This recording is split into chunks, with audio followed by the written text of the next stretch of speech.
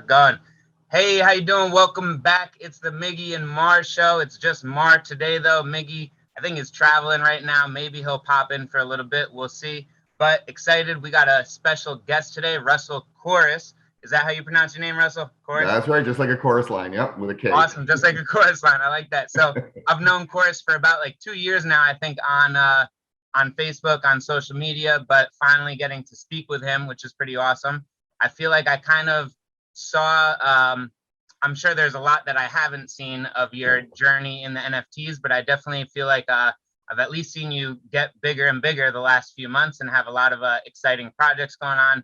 And you're someone that I usually will go to if I have like a question, something I don't really understand. So I guess first questions first. When did you start getting into NFTs, and what was like really the allure that made you interested in them? Okay, great. I'll give you just a very brief kind of background of my journey within crypto and NFTs. So I got into crypto about 2015, 2016. At the time, I was mostly doing investments, looking for emerging markets and emerging technologies. And I stumbled across Bitcoin. I had heard about it a few years earlier, but never really dove in. And then once I wrapped my head around what the blockchain represented, it became an obsession. Everything else got pushed aside, and it became my primary focus. I was mining Ethereum back in the day. I was doing some coding, a lot of trading, and through the 2017 bull run is really where the idea for my company was first formed. So that whole year, Bitcoin was $1,000 in January. By December, it was 20,000, 20x in one calendar year. Caught a lot of people's attention, and I was getting frantic phone calls literally on a daily basis of people saying, I want to buy some Bitcoin. I see the price going up every day. I tried, I couldn't figure it out. I couldn't get money in. Can you please help me? And it was these incredible barriers to new users coming in that to me ensured that Bitcoin would permanently stay in the fringes. Mass adoption was something that I was really behind and wanted to help facilitate, and it would never happen unless the user experience improved. So in December of 2017, right at the peak of the market, I started EZ365 with the goal of making it easier for new users to enter the space, and especially to move fiat in and out, which is still difficult, but 4 years ago was virtually impossible. So we launched an exchange, Easy Exchange, which at the time was one of the first exchanges with credit card processing, one of the first exchanges with telephone support. Now that's common practice, but again, 4 years ago, that was part of the barrier to entry for new users. And we expanded. What was your background? Sorry? What was your background before that, if you don't mind me asking? So before that, it was, when I first moved crypto, fiat into crypto, I had to wire money. I used Kraken. They have a small bank in Japan. I wired them about $30,000, and the wire just disappeared for 6 weeks. There was no trace of it. My bank was doing, trying to trace it. Nothing. And then all of a sudden, one day, I'm just sitting at home and I get an email from Kraken saying a deposit has been credited to your account, and it just appeared. But it was that experience that I was ready to jump on a plane and fly to Tokyo and try to resolve this. I would too. But we even called the bank. I had one of my wife's coworkers who's Japanese was on the phone with us at 3 a.m. talking to, translating for us because nobody at the bank spoke English. Anyway, so that was part of it, was that frustration. And I thought to myself, like, if this is what people go through, then it's never going to get any bigger than this. So we also launched a gaming platform, or we're launching a gaming platform called Easy Win, which is a provably fair blockchain-based gaming platform in esports. We have a learning portal called Easy Academy as well, because obviously education is a big part of mass adoption. And our newest venture, which is where most of our current business development is focused on, is called EzNFT. So I personally got into NFTs about a year ago through the help of some people like Jason Cassidy and Ken Bosak and others that really helped introduce me to the space. And by January, I was all in. I started heavily investing into Top Shot and art and collectibles and land. And it became, I've since probably transferred at least 75% of my crypto holdings are now in the form of NFTs. I have one of the top 0.1. I'm in the top 0.1% of all Top Shot accounts globally. Probably only behind Jason and like one or two others, right? Actually, my account's even bigger than Jason. So. Oh, no way! Dang. Damn. We talk about our collections all the time. We're like Awesome. kids when it comes to Top Shot. I love it. Yeah, and that was actually one of my, the reason why I really got into Top Shot is my son and I got into it. He's so my younger son, he's 17, and he and I started buying packs and opening them, and it really, that emotional connection, and ultimately all collectibles, the value of collectibles is mostly based on emotion. And it took me back to when I was a kid, opening up physical packs from the variety store, buying them and cracking them open and trying to find the Michael Jordan or the Larry Bird. And that was so fun. And I hadn't felt that since, in 20, 30 years. And I was like, you know what, if this is making me feel this good about, nostalgic, and it's probably doing the same for others. And so I think this is a win. And Top Shot has had its ups and downs over since January, but I am as bullish today as ever. And the NFL just announced a partnership with Dapper Labs, so they'll be launching their own version of Top Shot. And I think within a couple of years, every major sport, soccer in Europe, European football is already on board. So Binance, Binance has about 12 fan tokens that they're trading. That my friends in Malta from Socios and Chile's blockchain have helped launch in partnership. So this type of fan engagement and NFT extending into the real world is only going to get bigger and bigger. Yeah, I definitely agree. I guess my next question about like Top Shots and all of those is, right now it's really just a collectible, right? Will there be any like utility for like fan engagement coming that you know of, or like what are some possibilities that you could have? Because a lot of people, I'm not one of them, but I understand, I guess, what they're saying. Like my mom and dad will be like, why are you paying a lot of money for a picture? And like, I understand, no, it's because of scarcity. It's a one of one picture and all of that. But what I kind of like to, I'm more of a preferable of the NFTs that have a little bit of utility, where it's like, this will give you backstage access, or you get an airdrop of this musician's single before everyone else has access to it. Are there possibilities with Top Shot now for that, or are there ones that are in the works, or what's like possible with that? Yeah, that's a great question. And to look at the entire NFT space, like I look at a lot of different projects, and there are a number of artists who are coming from the traditional art world, who have an existing collector base, an existing audience, who have standing and credibility in the physical art world. And when they come into the NFT space, they do their inaugural drop. They can sell their NFTs on the merits of the art itself, and they don't need utility because of their standing. The NBA, when they come in and they launch a product like Top Shot, again, they can sell that purely on the basis of it being a collectible because they have a global fan base in the hundreds of millions. But what you're saying is very relevant, because a majority of projects are coming in and the teams are unknown, the founders are unknown. It's such a burgeoning space and it's exploding. So there's a ton of brand new projects. And for them, that utility is absolutely critical. And I see the successful projects today are the ones that can encompass as much IRL benefits to their digital asset holders as possible. I think that's really the key, whether it's in the form of access to exclusive content or merchandise, whether it's free airdrops, whether it's a source of passive income where holding particular NFTs gets you a drip of a particular coin. A lot of these things, and back, specifically regarding Top Shot, you have to remember also that they're still technically in beta. I mean, that's the craziest thing, that they haven't even launched their main net yet. They don't have an app. I believe that that's coming very soon, and I'm hoping to see it. I've heard some rumblings that they may launch it before the start of this NBA season, but that's only a few weeks away, so they may not get there. But I definitely could see, if I were Dapper Labs, the long-term roadmap for me would be to gamify this entire Top Shot ecosystem, create a metaverse, create an ability to use your moments in the game, maybe almost like a team battle, like kind of think of Axie Infinity, where you have teams of 3 fighting each other. You can have NBA teams of 5 playing each other, for crypto rewards. That'd be really cool. Yeah. So I think I do believe it's coming. I think that with competition, and they're going to have to keep things fresh and keep bringing in new collectors and a new audience.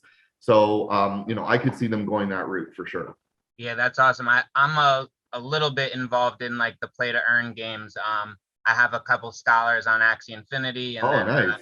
I just bought my first Zed Run horse a couple weeks ago. Just like, and that's really cool too. Another like facet of NFTs. I guess another one I'm super interested in that I've asked you a little bit about that I'm definitely interested, and I'll probably have more questions for you in the future is the metaverse and developing in these metaverses. So I purchased land in Decentraland. Nice. And just because it's the one I've heard of the longest, so I feel like just because it's been around a while, it should be fairly established. I think the one you mentioned you do the most development in is Uplift. Mm-hmm. Is that right? So, Yeah. what are I guess you doing in Uplift? I know you had some people like develop it for you. What are the plans there? Is it involved with EzNFT and the easy stuff, or is it kind of a side project and all that? Yeah, it's really interesting how that all came together.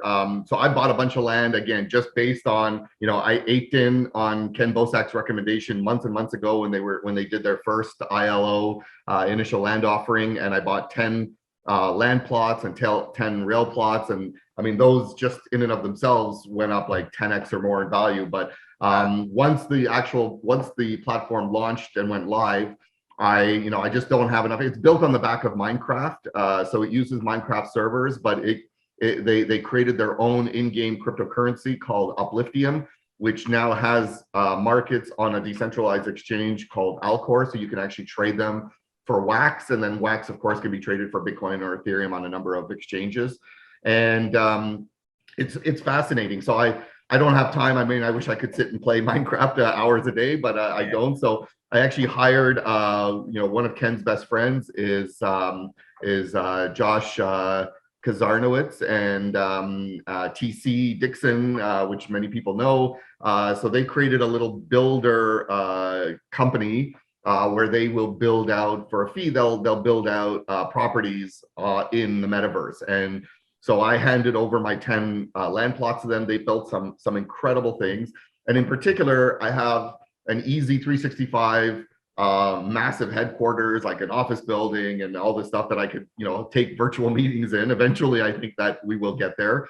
And they even built an art gallery, and this is really key for EzNFT. So every time we do a drop in the real world, all of the NFTs and our ethos to this point has been trying to combine physical and digital, and we can get into that a little bit more. But we usually offer physical art paired with companion NFTs, and then they're sold as a lot. So those NFTs are displayed in the metaverse on Uplift in my virtual art gallery, so people can see that. They can actually walk through the gallery. They can see them on the walls.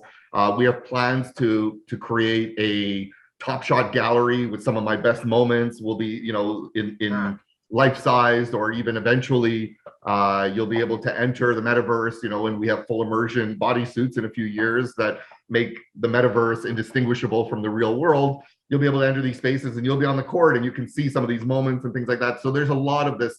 I think, the metaverse integration is still at such an incredibly early stage. And it's just, we can't even imagine where it's going to go in 5 to 10 years. So it looks like we're gonna have a visitor from the metaverse. He must have been lost in Decentraland or something, but now he's back in the real world. What's up, Miggy? Hi guys. So we were just talking about Russell's development in the metaverse.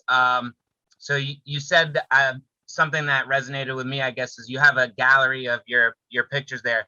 People can see them there, but they can't purchase those in the metaverse yet, right? That is correct. So right now we are using traditional marketplaces like Maker's Place and Known Origin and Super Rare and things like that. But definitely that is something that we've discussed, is the ability to actually make that purchase. I mean, there's really no reason not to. It's already integrated into the blockchain. If we can move and build a little API into MetaMask where you can connect your wallet and then actually make a purchase right from the metaverse, that's would be ideal and definitely coming. Do you think that's probably like in the next year that capability, not even just for you, but just like in general, will be around? Yeah, I mean, with Uplift specifically, one of the reasons it's my favorite beyond the fact that I own a lot of property in it is because I have a direct connection with Corey Cottrell and his team that they built this all out, and so it makes it a lot easier. I can communicate with him and say, hey, listen, here's what I want to do, and they can actually dedicate some development resources, and we can work together if they feel it's going to improve their platform, which it will. They're very open to innovation. I mean, it's an incredible team, and that's a big part of any success of any project is the team and the founders. Right. Are they credible? Are they reliable? So in this case, I have full confidence in them, and that makes things easier to operate there. Awesome. So I feel like from my point of view, we got art and collectibles is like the first thing that NFTs did. Then like the NFT gaming seems to be like gaining steam right now. I think that's something Miggy's big on. And then the metaverse and all of that. Are those the three aspects of NFTs, or is there somewhere else that they're gonna kind of where's like the next step? That's a great question too. So definitely, those have been the three main pillars from 2017 when NFTs were first born, or at least entered the public consciousness. With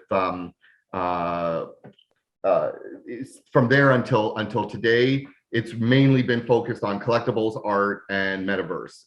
But certainly, it's expanding. We just signed a letter of intent. We're going to be announcing this shortly with Canada's biggest mortgage broker to start moving the entire mortgage transaction in the form of NFTs. I mean, every piece of land, every piece of property is non-fungible. I mean, it's unique, Right. It has its own value, cannot be interchanged with any other for the same value. So it just makes sense to move that entire process, not only for making things immutable and transparent, and certainly in many parts of the world, paper records and government offices and corruption and fraud is a big issue, but just to guarantee the authenticity, guarantee the ownership.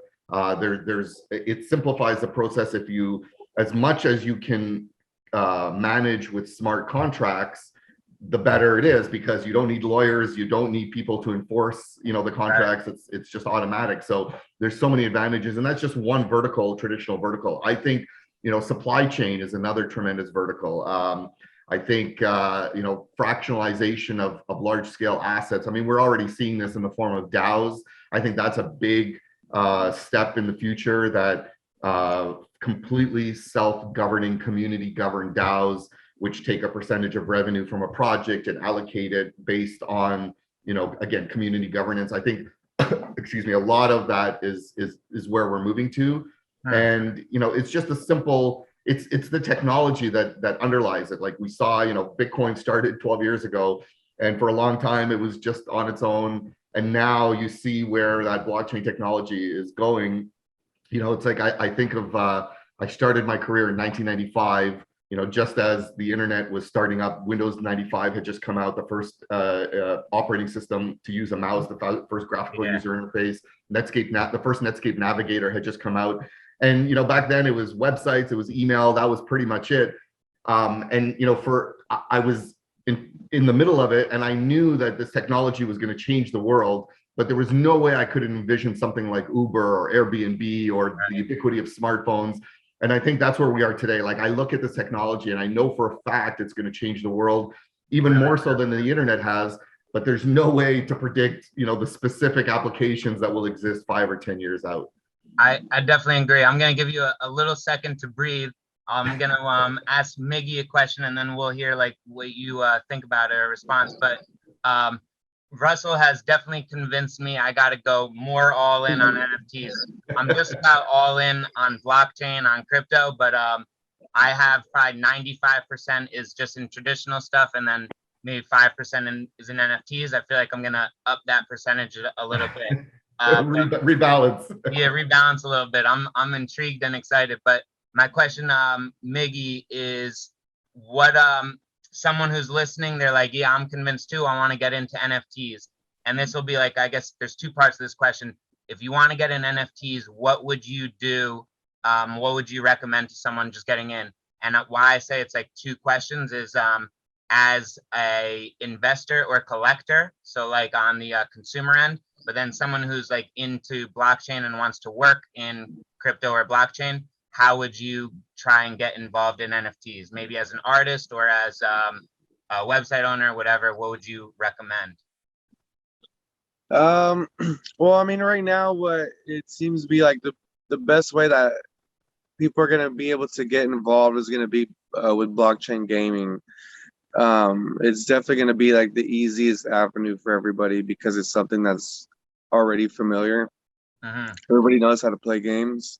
Right. So the games that we're playing on the blockchain are no different than the games that are already out there. The same thing, except that these games run on the blockchain, and that you're incentivized to play by earning cryptocurrency or NFTs and stuff like that. So that's probably going to be like the best way for most people as far as like participation, because they have every aspect of NFTs. You can buy collectible stuff. You can go through and get things that are interactive. They have actual game function. You can use them to stake, whatever. But I mean, and you can do that even as a collector or an investor. At any level, you can get involved with blockchain games. And if you were trying to come up with a project, you would probably start an NFT game project.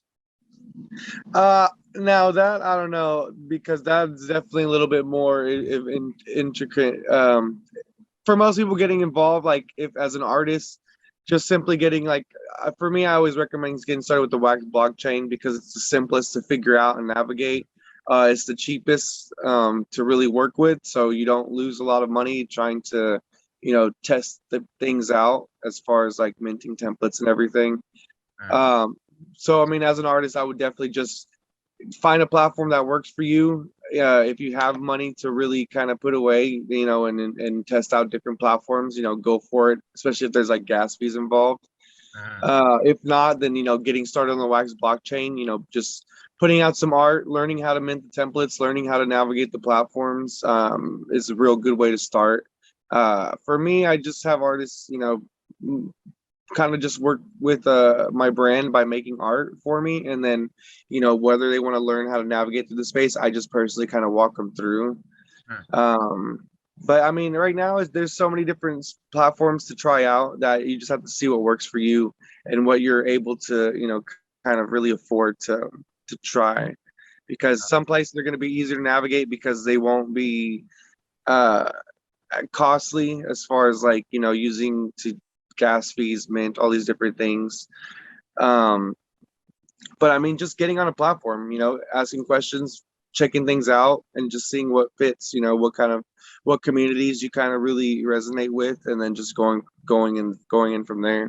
Yeah, I think just starting seems to be definitely would be my biggest advice. I feel like it sounds super complex and all of that, but I've minted a couple NFTs myself on the Wax platform, and I don't have any technical ability. I was able to do it. I did have some help a little bit from Sean Hebert, but most people should be able to do it. It's definitely not too difficult. What would anything to add for that, Russell? What would you recommend? Or I feel like you're going to say probably NBA Top Shots because that was the first. I mean, I think what Miguel said is spot on, and I look at the example, like my kids, my boys now are 20 and 17, but for years they were obsessed with Madden, the football game on Sony PlayStation, and every year a new version would come out, Madden 12, Madden 13, for every year. Every year they would buy it. They would spend, during the course of the season, they would spend hundreds of dollars of real money to buy in-game currency to buy packs and improve their team. And then the next season, a new version of Madden would come out, and they'd have to start all over again. Everything the team that they had built was only able to be played on that one version of Madden. And of course, the next version, they would never play that once the new version came out, and then they start all over again. It's completely illogical. Now you have an ecosystem where you can earn objective currency that can be taken out of the game and turned into real money. And I mean, Axie Infinity is the best example. It's empowering, entire communities and taking people out of poverty. In the Philippines, you play 3-4 hours a day, you're making double the average annual income. So It's just an incredible model. I think it's only going to grow. And you know, if you are starting out, I would say something with a passive income stream, something that you're not just investing and holding, you know, like what we talked about at the beginning. The more benefits you can incorporate in real life, the more successful your project is going to be. And if you're looking to invest or collect, those are the types of projects I'd be looking for. I like it. I definitely agree. And I'm right when I get off of this, I feel like I'm gonna start exploring some NFTs to start getting more involved in. But that's about the time that we have allotted. I think I'm about to do after that the same thing you're doing, Russell, a little bit of yoga before I really Nice. start my day. But hopefully we can have you on again sometime in the future, because I definitely learned a lot. I'm excited to I'm going to get on the EzNFT platform, check it out, and then I'm sure I'll have a lot of questions about that. And as that grows and develops with new features, I'll be interested to hear more about it. That would be amazing. And yeah, we actually didn't even talk. I've got a big project that I just announced with an artist named Ronnie Stretch, who developed proprietary carbon neutral paint that actually purifies the air of in whatever room his physical paintings are hanging in. That sounds crazy. It's a crazy story, so we got to do a whole show just about that. But yeah, we got lots to talk about. So absolutely, I'll come back on. Yeah, and Miguel, speaking of yoga, have you had a chance to try it yet? You know, the stuff I sent you. I did one routine one time. I haven't been going back since, man. I need to. Yeah. That's where it starts. I'm like Jeremy. I'm like a yoga evangelist. So I have videos that I was practicing at home. Some of my favorite instructors created custom videos for me. So I sent them to Miguel. I sent them to Nathan McCrory. I sent them to Josh as well. Nice. And I'm like, you guys all have to start practicing. I'm with you. I feel like it's good for everyone. I don't know why more people don't do it. It makes you feel good. Yeah. It's a good workout. You just feel good in a million ways. So maybe next time we do this, we'll all be doing yoga at the same time. That would be amazing. Yoga, stretch, and talk. But thank you. Thanks so much for taking the time to talk with us, Russell. Appreciate it. And have a good rest of the day. Shabbat shalom. And we'll talk. Shabbat shalom. Thank you. All right. Sounds good. Later, guys. Take care, guys.